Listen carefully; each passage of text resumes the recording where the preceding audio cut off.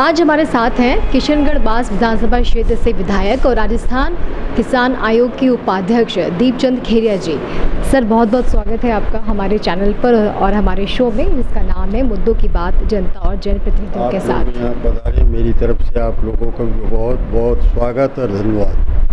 Sir, चुनावों में बहुत ज़्यादा वक्त बचा नहीं है, फिलहाल अभी आप अपनी पार्टी की क्या स्थिति देख पा रहे हैं प्रदेश में? क्या पार्टी की अच्छी दवा चल रही है पूरी तरह से। पूरा राजस्थान में अच्छी इस टाइम की हवा है पार्टी के फेवर में। निश्चित तौर से राजस्थान में रिपीट हो रही है कांग्रेस पार्टी और अच्छे बहुमत से रिपीट हो रही है। सर, इस बार जब आप अभी जनता के बीच में जाएंगे, चुनाव का समय भी बहुत कम बचा है, क्या मुख्य आप अपनी उपलब्धियां मानते हैं जो आप उनको बताएंगे और आपको एक बार फिर से जनता का साथ मिले? आप लोगों को मैं बताना चाहता हूँ, मेरे बचपन से और अब तक मैं इस जनता के बीच में ही रहा हूँ। मैं जातिवाद से भी ऊंचे रहा हूँ। हर जाति में मेरा आप पूछोगे तो निश्चित तौर से ये महसूस करोगे कि हाँ, इन्होंने जातिवाद नहीं किया, सब जातियों से मिलजुल रहा है और जो भी हुआ है, संभव हुआ है, वो मैंने काम किया है।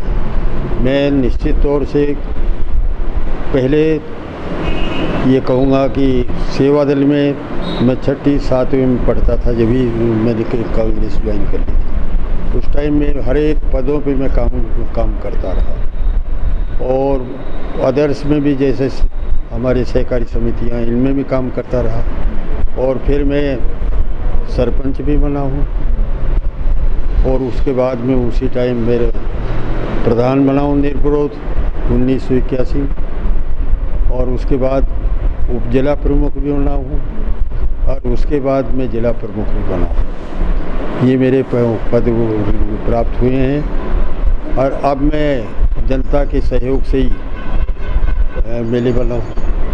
इसलिए मैं तो हमेशा इनकी सेवा करता रहा हूँ। वकील था मैं, 81 में मुझे निर्विरोध बना दिया। आप अगर ये जाति की बात करो मेरे, तो एक वोट था उस टाइम, 450 वोटों में उस टाइम पंच सरपंच सारे वोट डालते थे। एक वोट था मेरा जाति का, मैं तो था ही नहीं, लेकिन वो तो था।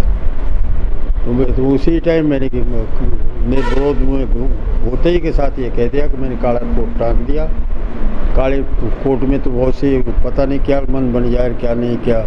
इसलिए इन जनता की सेवा करता रहूँगा और जनता की सेवा करता रहा। और जो भी इस क्षेत्र में किशनगढ़ बास क्षेत्र है, जो उसमें जो भी काम है वो दीपचंद खेरिया के ही माध्यम से हुए और किसी का लेना देना नहीं करना चाहिए। आप अपने विधायक के तौर पर अब तक के कार्यकाल में जो आपने विकास के काम अपने क्षेत्र में किए हैं, वो मैं थोड़ा चाहूँगी अपने। मेरे तो काम इतना हुआ है कि मैं इतनी मोटी किताब देखूँगी। जो आपको लगती थी ये मुख्य समस्याएं थी और आपने उनका समाधान? ऐसा भी, यहाँ शिक्षा का भी, स्वास्थ्य का भी और अन्य कामों का भी पूरी तरह से जैसे सीएम चाहते थे वो काम मैंने किए। स्वास्थ्य के बारे में पूछूं तो मैं हारा भी था, जब भी मेरे को ये जो चाहता था वो मिलता था। इसलिए लगभग 12 हॉस्पिटल मैंने मेरे हाथों से दिया है, जो कभी किसी ने नहीं दिया उस दौरान। अगर ये वो नहीं वो देता तो मेरा ऐसा ख्याल है कि यहाँ कोरोना में बहुत बुरा हाल होता। कोरोना में हमने बहुत मजबूती के साथ काम किया है। दिल्ली के और गुड़गांव के लोग हमारे पास आकर के वो करवाते थे। कारण पूछ लो कि वहाँ तो बीजेपी नहीं कहूँगा मैं या प्रधानमंत्री का नाम कह लूँगा, आपके ऑक्सीजन बाहर भेज दिया था। ऑक्सीजन बिना वहाँ लोग बहुत बेतादाद में मरे थे और हमारे ऑक्सीजन का काम ऐसा था कि हमने पूरी तरह से सुरक्षित रखा, जितना चाहे उतना से हम भेज देते थे। गहलोत जी को टेलीफोन करने की ज़रूरत थी, वो सारा का सारा योगदान करते रहते थे। इसलिए यहाँ से जो जनता गई है जी करके, वो भगवान ने ये आपको लोगों का भला करे। आप हमें यहाँ बच करके जा रहे हैं, वहाँ नहीं बचते। ये काम हॉस्पिटल का है। शिक्षा के क्षेत्र में 4 मैंने वो ये खोले हैं कॉलेज। जिसमें एग्रीकल्चर कॉलेज भी है, वैसा कॉलेज भी है, ये लड़कियों का कॉलेज भी है और सीनियर उसका भी कॉलेज है। ये 4 कॉलेज खोले हैं। यहाँ 4 तहसील बन गई, पहले 2 ही तहसील थी। इसलिए हर क्षेत्र में कोई ऐसी जगह नहीं छोड़ी जहाँ मैंने काम नहीं किए। आप खैरतल में निश्चित तौर से बीजेपी का रहते भर भी कोई काम नहीं है। मेरा काम है सारे के सारे। और जो अब जिला दिया है वो भी ये कहो कि गहलोत जी की कृपा रही है हमारे ऊपर, और गहलोत जी की वजह से हमें जिला मिल गया। ये बहुत बड़ी बात है, मामूली बात नहीं है। इसलिए गहलोत जी विशेष तौर से जनता की सेवा भी करते हैं, हर बात को पहचानते भी हैं और उसी हिसाब से काम भी करते हैं। इसलिए यहाँ जिला भी मिल गया। और स्कूल तो आपके ये मान के चलो कितने ही अपग्रेड हो गए, कम नहीं हुए, बहुत जो चाहा वही कर दिया। नए स्कूल भी चल रहे, खुलेंगे। सारे काम क्षेत्र में काम हर तरीके के हुए। 400 करोड़ के करीबन सड़कें दी हैं जो चल रही काम, और भी दे रहे हैं। ये नहीं कभी बंद हमारा हुआ है। इसलिए और भी रोजाना कोई न कोई थोड़ी घनी सड़कें, और कामों का तो आप हिसाब ही मतलब 70 काम है कहीं पंचायत में, कहीं इससे कम थी 50 और 60 से कम थी। कोई पंचायत में ऐसा नहीं है कि जिसमें काम नहीं हुए, ये सारे काम होते हैं। अशोक गहलोत जी ने जिस तरीके से अपने जादू के पिटारे में से जनता के लिए इतनी सारी योजनाएं निकाल के लेके आए हैं, जनता काफ़ी खुश भी है। आपको लग रहा है कि आने वाले चुनावों में इसका फ़ायदा आपको मिलेगा? 100% फ़ायदा मिलेगा। गहलोत जी ने कोई परिवार ऐसा नहीं छोड़ा जिसमें गहलोत जी का योगदान उनको नहीं मिला हो। हर परिवार में कुछ न कुछ मिला है। किसानों को मिला है 2000 यूनिट फ्री, घर का 100 यूनिट फ्री। ये तो वैसे भी बहुत फ़ायदा है। तो और बहुत से साधन हैं। किसानों का अलग बजट पास हुआ, दोनों बजट अलग अलग पास हुए। ये पहला काम है कि किसानों को गहलोत जी ने अलग बजट पास किया, खूब पैसे दिए, बहुत सी चीज़ों में पैसे दिए। ये तो मुख्य काम बता रहा हूँ, नहीं तो बहुत सी चीज़ों में किसानों को फ़ायदा हुआ। इसलिए उनका ये है, शिक्षा में बहुत जम करके हो दिया। और साथ साथ ये भी नहीं कि घोषणा कर दी उनको बनने नहीं दिया। जो भी कॉलेज वगैरह देखा है आप देख जाना, उसके साथ साथ पैसा आ रहे हैं, कॉलेज वगैरह सारे बन रहे हैं। ये गहलोत जी ने खुद ने ये तय कर लिया कि पैसे भी साथ साथ भेजेंगे, और भेजे। इसलिए गहलोत जी के कामों को आम जनता सराह रही है, सारे खुश हैं। और कैंप लगे उनमें तो ये कहो कि आम लोग बाग खुश होकर के जाते थे। हज़ारों आदमी 2 दिन के लिए वो कैंपों में आते थे। सर, बीजेपी इन्हीं योजनाओं को जिन्हें जनता सराह रही है, इतना खुश है, उसको रेवड़ियों का नाम आपको मालूम नहीं है कि आप घूमती हो? बीजेपी का काम तो खड़ा होकर के पता नहीं कोई। हाँ, इस देश को बर्बाद करने के काम जरूर है। हिंदू मुसलमान धर्मों में बांटना, जातियों में बांटना। अभी आपको पता है नूह में क्या किया है? वो वहाँ के लिए थोड़ा ही किया है। अभी हरियाणा में कोई चुनाव थोड़ा ही है। यहाँ 2 इनमें ज़िलों में यहाँ हिंदू मुसलमान साथ साथ बहुत अच्छी वो उसमें रहते थे। उनमें लड़ाई करके फ़ायदा लेना चाहते थे। ये स्थिति वहाँ करी कि नहीं, आप लोगों को मालूम नहीं है क्या? आम जनता कह रही है, आपका पेपर कह रही है कहाँ ये ऐसा काम हुआ है। ये स्थिति है यहाँ की। इसके सिवाय बता दो, अब के घबराई हुई है। 7 बार तो चीफ मिनिस्टर हमारे राजस्थान में आ चुका, और अब आगे वो ले रहा है कि मैं राजस्थान में ही काम करूँ।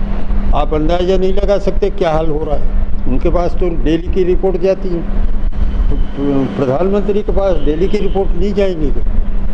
चीफ मिनिस्टर के पास भी डेली की रिपोर्ट जाती है, चप्पे चप्पे की जाती है। बहुत सी वो काम कर रही है। इसलिए पूरी तरह से बीजेपी बौखलाई ढूंढ रही है। मन चाहे जो बात करते हैं, मन चाहे जो करते हैं, झूठ बोलते हैं, सुबह शाम से लगातार झूठ बोलती है। अब जनता समझ गई यार, इनने झूठ बोलते हुए इतना दिन हो गया, अब बच्चों करे तो कुछ भी नहीं, और झूठ बेकार बोलते रहते हैं। राजस्थान में महिलाओं के खिलाफ जो अपराध चल रहे हैं, बीजेपी ने इसे भी एक बड़ा चुनावी मुद्दा कांग्रेस पार्टी के खिलाफ, जो राजस्थान में महिलाओं के खिलाफ जो अपराध का मुद्दा है, उसको बीजेपी ने चुनावी मुद्दे में बदल दिया। उनको मालूम नहीं है क्या? आपके पता है कि ये क्या हुआ? जो खिलाड़ी थे हैं, वो उनके साथ क्या हुआ? एक शब्द बोले क्या, मैं उसमें क्या हुआ, क्या नाम है मणिपुर में, उसमें क्या हुआ, और कौन सा वो एक प्रदेश है जिसमें नहीं हो रहा है। राजस्थान ने, गहलोत जी ने ये कह दिया कि कोई भी आए जो वो कराओ, रजिस्ट्रेशन कराओ। इन्होंने तो कभी रजिस्ट्रेशन भी बंद कर दिए थे इनके राज्य में। तो यहाँ खुला दरबार है, इसलिए वो संख्या तो बढ़ेगी लेकिन एफआईआर भी बहुत लगती है। ये भी बात सही है, झूठे बहुत से मुकदमे होते हैं। और यहाँ तो सुरक्षित है, कौन कहता है यहाँ वो है, कोई आपस में झगड़ा उगड़ा हो जाए उनके बारे में मैं नहीं कहता। कोई कैसी रिपोर्ट लिखवा दे, कोई कैसी रिपोर्ट। लेकिन महिलाओं के खिलाफ सर जिस तरीके से आए दिन हमको रेप और एक मिनट और सुनिए, महिलाओं को जितना सम्मान अगर गहलोत जी ने दिया है कोई दे नहीं सकेगा। जो कैंप लगे हैं 10 चीज़ें जो देनी थी उसमें महिलाओं को कार्ड दिए हैं, सारे कार्ड महिला को। फिर आपको वो दे रहे हैं ये आपके मोबाइल, और जो भी काम हो रहे हैं जो महिलाओं के नाम करते हैं, सारी महिलाओं के नाम सम्मान मिल रहा है खूब जम कर। कौन कहता है वो महिलाओं का वो होता है, इनका तो वो स्टेंट करना है वो, और कोई बात नहीं। सारी महिलाओं को जितना सम्मान गहलोत जी ने दिया है कोई भी नहीं दे पाएगा। आपके उनमें बसों में फ्री, हर तरीके से काम उन्होंने कर रहे हैं।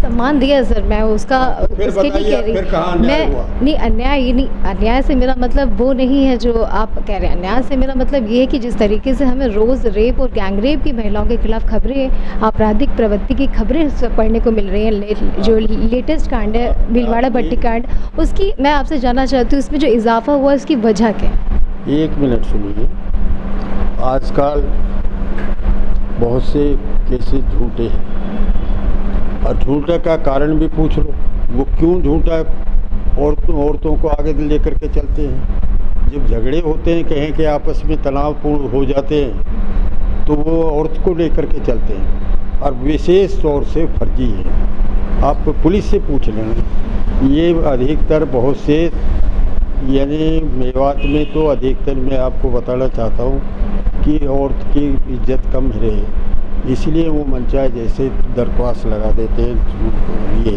और ज़्यादा नहीं, उन्हीं की वजह से रेप की बात करते हैं। नहीं है, इतना करने भी नहीं है। नोस तो ये आपका मोबाइल ने भी नुकसान तो पहुंचाया है, फ़ायदा भी है नुकसान भी है, ये तो है ही।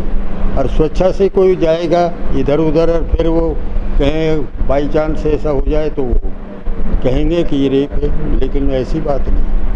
सर ERCP प्रोजेक्ट पे आप कुछ कहेंगे? जिस तरीके से ERCP का जो प्रोजेक्ट है, ईस्टर्न राजस्थान कैनाल प्रोजेक्ट, जो राजस्थान केंद्र सरकार और राज्य सरकार के बीच में जो चल रहा है, लेकिन इसके बीच में कहीं ना कहीं जनता जो है वो प्यासी है, इस पर आप? बिल्कुल सही है, गहलोत जी ने बार बार उसके लिए लिखा है। 2 बार प्रधानमंत्री ने घोषणा करके गया है कि हम अपना हिस्सा देंगे। राजस्थान का जो मंत्री है, राजस्थान का पानी का मंत्री है, उसको बार बार कहा है, हाँ उसको भी बार बार कहा है, लेकिन इन्होंने सुनना ही बंद कर दिया। 13 ज़िले हैं, इस टाइम बारिश कम हो रही है, किसानों को नुकसान हो रहा है। पानी पीने तक का यहाँ हम जानते हैं कि किस तरीके से पानी की व्यवस्था कर रहे हैं, ये हो रहा है। उसमें पानी पिलाने के लिए भी किसानों को ज़मीन में काम करने के लिए भी ला रहे थे 13 जिला की, लेकिन उन्होंने एक पैसा भी नहीं दिया, और ये लेटर और लिख करके भेज दिया कि इसको कार्य को शुरू नहीं करें। सेक्रेटरी के पास आया है लेटर, आप लोगों को मालूम भी होगा। गहलोत जी ने कहा कि मैं ये काम शुरू करूँगा, मुझे बंद कर देना, मुझे वैसे बंद हो रही नहीं है, मैं बंद हो जाऊँगा लेकिन काम करूँगा। और 13 जिलों के लिए 2 बार में 23,000 करोड़ का काम शुरू करवा दिया, और आगे शुरू हो जाएंगे। अगर जो वो होता तो जल्दी हो जाता, लेकिन अब धीरे धीरे हो जाएगा। ये सारा बजट एकदम लगाने से थोड़े ही होता है। 23,000 करोड़ दे रहे हैं, पानी लाएंगे निश्चित तौर से। सारे काम यहाँ जहाँ जहाँ उनको वो बनाना है, हमारे भी यहाँ से कंप्लीट कर लेंगे। अगर ये होगा तो टोटल काम निश्चित तौर से रिकॉर्ड पे ले लिया और वो काम शुरू कर रहा है। सर आपकी पार्टी ने चुनाव से पहले जिस तरीके से किसानों के कर्ज माफ़ी की बात की थी, मैं आपसे जानना चाहती हूँ अब तक कितने किसानों ये भी सुन लीजिए, 14,000 करोड़ सहकारी समितियों के माफ़ करेंगे। बैंक जो है वो भारत सरकार के अंडर में है, उसमें माफ़ करने का सवाल ही नहीं, वो माफ़ करने ही नहीं देते। उन्होंने कई दफ़े घोषणा करी, वो अपनी घोषणाएं तो देख लेंगे, हम माफ़ करेंगे। कभी किया क्या उन्होंने? 76, 74, 75 हज़ार मनमोहन सिंह जी थे, 1000 करोड़ उस टाइम माफ़ हुए जब हमारे पास वो बैंक वगैरह भी थे। ये स्थिति इन्होंने माफ़ किया, वो तो बता दो, झूठ बोलने में ये तैयार है, सारे झूठ बोलते हैं। आज विदेशों में जो लोग बाग वहाँ से आते हैं, इन्होंने मीडिया को मुट्ठी में ले रखा है, ये कहेंगे वैसे ही बोलेंगे। विदेशों में झूठों का देश कहलाने लग गया हिंदुस्तान। प्रधानमंत्री सुबह शाम तक झूठ बोलेगा, झूठों का देश कहलाएगा। प्रधानमंत्री तो है देश का, तो खूब झूठ बोलते हैं। कौन सा काम सही कर रहे हैं ये गलत करें, दूसरों पे कीचड़ फेंके, इनका ये सिस्टम है। अपना भूल जाएंगे तो दूसरों पर निगाह चली जाएगी, ये करा करो, झूठ बोलो, ये काम ही इनका। बीजेपी का नहीं सहेगा राजस्थान, जो ये अभियान जोर शोर से चला रहे हैं, इस पर कुछ कहेंगे? कहीं तक बीजेपी का अभियान है, प्रधानमंत्री की सीटें आधी भी नहीं भरे मीटिंगों की, ये अभियान कहाँ है इनका? हाँ, झगड़े कराने चाहते, नौ का झगड़ा अपने के सामने है, हमारे भी यहाँ करने की बात करते हैं। आज भी कुछ में कोई पुलिस से लगा करके जिद कर ली तो 25-30 आदमी में घुमा लाओ, कोई दिक्कत नहीं। इससे बत्ती कुछ भी ना है। झगड़े के सिवाय इनके पास इस टाइम कोई भी ऐसे हथियार नहीं है जो इनको तिरा सके। ये झगड़ा कराना चाहते हैं। अर्जनी कितने आदमियों को मरवाए गए अगर यह झगड़ा हुआ? आपका पिछला इतिहास देख लो, क्या क्या हुआ है। 44 आदमियों को जो मिलिट्री के आदमी थे उनका खुलता जा ही रहा है, नहीं है जा रहा है। और जो हो रहे हैं जो तो आप सभी जानते हैं। तो यही हैं सारे के सारे जो ऐसे काम करते हैं। कांग्रेस पार्टी ये कहिए कि गांधी जी की पार्टी है, गांधी जी के वसूलों पे कभी भी उपद्रव में विश्वास नहीं करती, भाईचारे में विश्वास करती है। अब राहुल गांधी ने ये बता दो क्या लूट लिया? लूटा है क्या कुछ? तो फिर से मोहब्बत की दुकान की मोहब्बत की दुकान में चलाएंगे। वो कहता है भ्रष्टाचार की दुकान चलाएंगे। देखो सही इस आदमी का कितना ये प्रधानमंत्री होते हुए सिर्फ बीजेपी का प्रधानमंत्री है, दूसरे पे कुछ देखता ही नहीं कहे। ये हालत है। नेहरू परिवार को ये नाम लेना पसंद नहीं करते, जो देश का सब कुछ करने वाले हैं। आज देश डूबता जा रहा है, ये आपके सामने नहीं आ रही। कई उदाहरण मैं दे सकता हूँ, लेकिन मैं क्यों खामे खा के उसमें आऊँ। बुरी हालत है। जो ये चाहे वही हो जाए, इनके सामने कोई लगाने वाले भी नहीं आते, एक बोली लगा दे। अरे जो कहेंगे उसी में 100 की लिस्ट बढ़ा रखी, सारी धीरे धीरे जा रही है। बढ़ा रखी है कि नहीं है? उसका वो करते हो क्या आप लोग बखान? क्या हो रहा है बताओ तो सही है। इस देश को हर तरीके से डूब गया, ये मान के चलो। बट पीएम मोदी तो कहते हैं हम देश की 5वीं 6ठी ताकत थी इसे। आज तक उस पर जमीन इनकी दाबी जा रही है। वहाँ पे 10 मारेंगे, 1 मारेंगे होंगे, वो तो 10 मारेंगे, 10 मर जाए जब भी नहीं मरे इनसे एक है कि नहीं आप बताइए। ये कहा करते थे लेकिन किसानों की दुगनी आय करेंगे। क्या हुआ किसानों का? कितने 750 मर गए। इसके एक जबान कभी नहीं है निकली कि मुझे भारी दुख है किसान आप मर रहे हैं। मैं बात करना चाहता हूँ। वो तो यूपी का चुनाव आ गया, इसलिए बात करने के लिए भी तैयार हो गया। नहीं होते और एक आध साल में और मर लेता। ये स्थिति हो रही है आज देश की। उनको तो नहीं गिनाते कितने आदमी के किसानों को मर गए, क्या किया है। और वो तीनों बिल अगर ये नहीं हटते तो किसान तो कुछ भी नहीं रहा। ये कहिए कि वो सिर्फ खेती कार्य कर लिए मजदूर बन जाता और वो भी पैसे देते वो लेने पड़ता। ये हालत है आज देश की। सर आपने बसपा से टिकट पे चुनाव अपना बसपा से आपने टिकट पे चुनाव लड़ा, आप जीता। सर क्वेश्चन सर एक मिनट। फिर आप सर कांग्रेस नहीं कांग्रेस में सर आप फिर शामिल हो गए। मैं ये नहीं पूछूंगी आप कांग्रेस में क्यों हुए शामिल, मैं आपसे ये पूछूंगी कि आपके साथी राजेंद्र गुढ़ा के साथ जो कुछ भी हुआ उस पर आप कुछ कहना चाहिए। 1 मिनट सुन लीजिए। मैं ये बता रहा हूँ मैं 6ठी 7वीं में था तब मैंने कांग्रेस ज्वाइन कर ली थी। इस ज़िंदगी में मेरा ये रहा है कि मैं कांग्रेस से अलग नहीं हो सकता था, लेकिन मेरी जो टिकट फाइनल होने के बाद वो कटी है, तो मैं तो ईमानदारी की बात कहता हूँ कि मुझे दुख नहीं हुआ। ठीक है, कोई बात नहीं, अगर ये MP महोदय ने इस्तीफा दे रहे हैं और वो दे रहे हैं तो नुकसान होगा, संदेश अच्छा नहीं जाएगा, क्योंकि वो चुनाव के वो फॉर्म भरने शुरू हो गए थे।